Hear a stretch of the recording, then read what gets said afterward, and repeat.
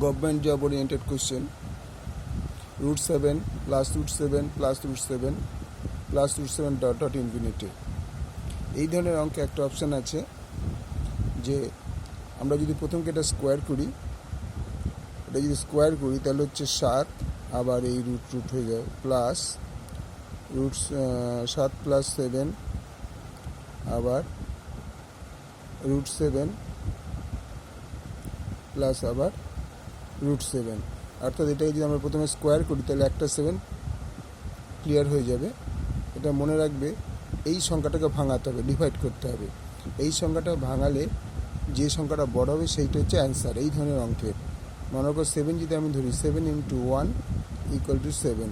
So এর answer হচ্ছে 7। এর অপশানগুলো তোমাদের আমি বলে দিচ্ছি। এর অপশান ছিল, আমি অপশানটা লিখিনি। অপশান A = 2, B =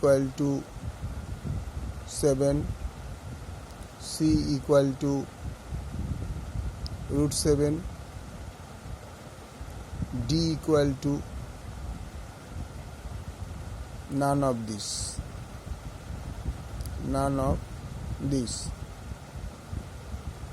তাহলে ঘটনা বুঝলে?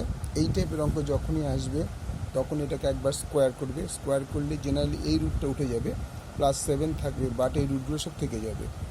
এই সংখ্যাটাকে আমরা মাল্টিপ্লাই করব বা ডিভাইড করব। তাহলে এটা কী করে ডিভাইড করতে পারি? আমরা 2 দিয়ে তো ডিভাইড করতে পারবো না, কারণ আনসারটা পয়েন্টে আসবে। তাই 7 × 7, যেমন যদি 6 থাকে 3 × 2 = 6, যেমন 3টা বড়ো, সে 3টা অ্যান্সার। 7 × 7, 7 হচ্ছে সবচেয়ে বড় সংখ্যা। তাহলে অ্যান্সার হচ্ছে B 7। ওকে।